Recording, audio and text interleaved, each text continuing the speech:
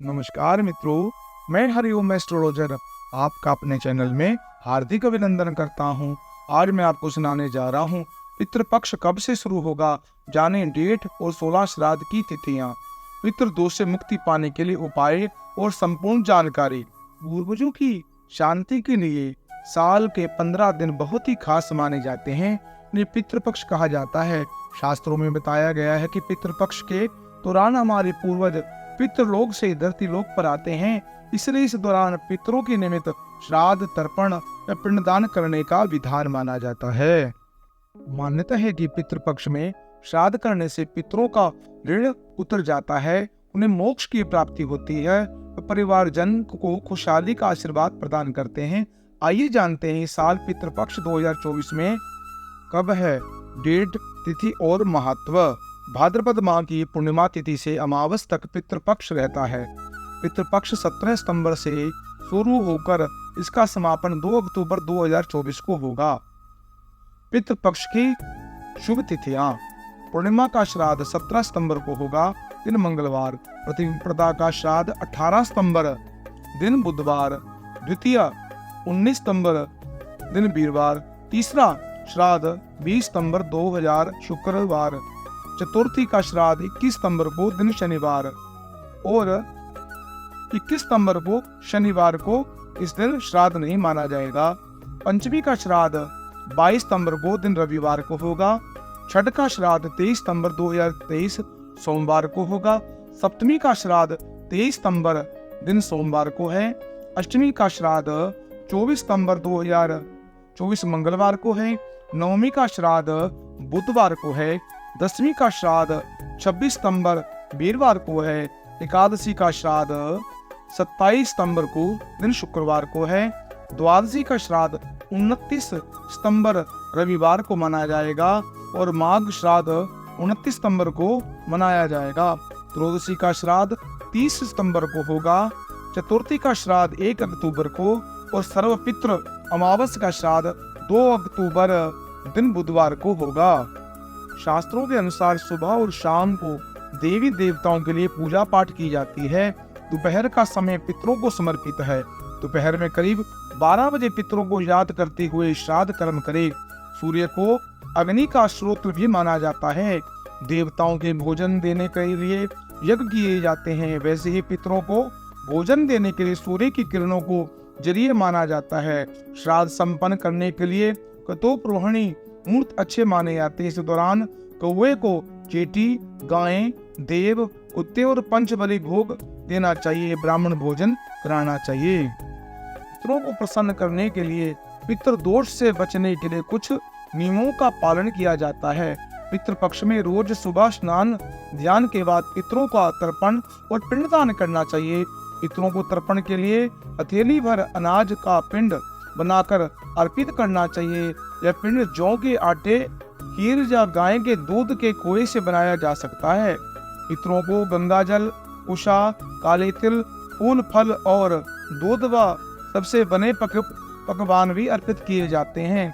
पितृपक्ष में रोज दोपहर के समय पीपल के पेड़ की पूजा की जाती है। पितृपक्ष में पितृ तर्पण श्राद्ध के काम रात में नहीं करने चाहिए। सूर्योदय के बाद काम शुभ माने जाते हैं। पितृ दोष से बचने के लिए गरीबों को दान पुण्य करना चाहिए। पितरों की प्रतिकूल कृतज्ञता का भाव रखना चाहिए।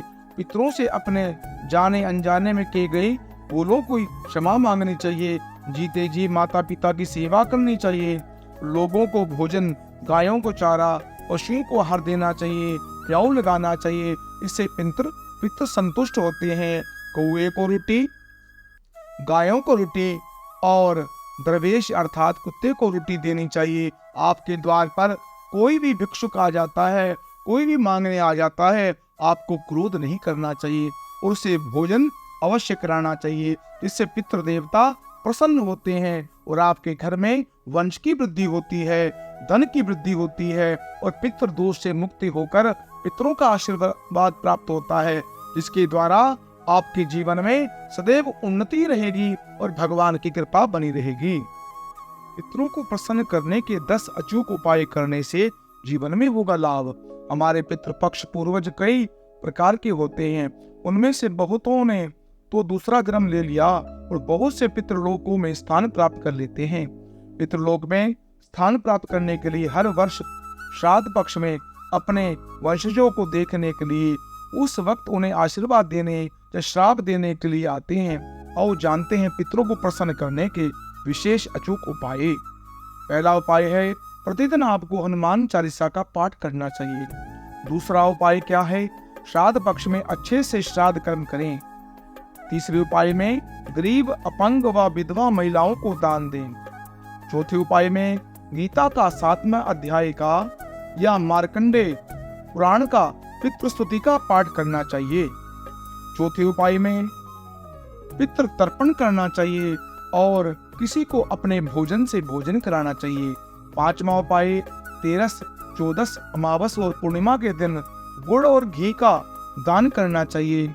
छठे उपाय में मांस और मदिरा से दूर रहे, महिलाओं का सम्मान करना चाहिए। सातवें उपाय में घर का वास्तु ठीक करवाएं और आठवें उपाय में केसर या चंदन का प्रतिदिन तिलक लगाएं, जिससे आपके जीवन में खुशहाली आएगी और मस्तक भी शांत रहेगा।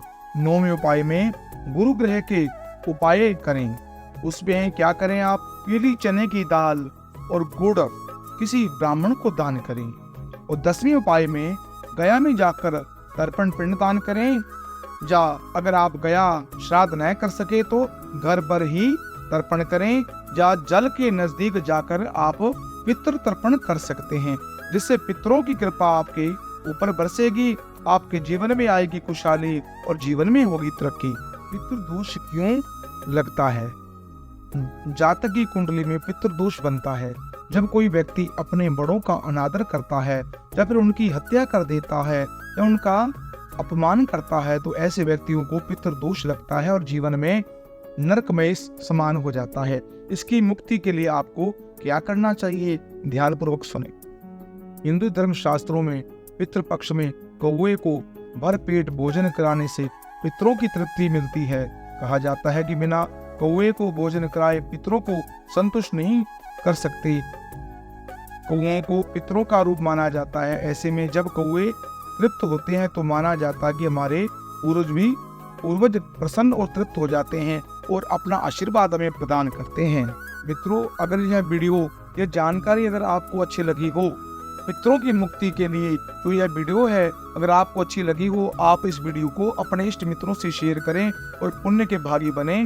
और इस चैनल को आप सब्सक्राइब करें और बेल आइकन के बटन को दबाएं, लाइक करें और कमेंट बॉक्स में ओम नमो भगवते वासुदेवाय अवश्य लिखें।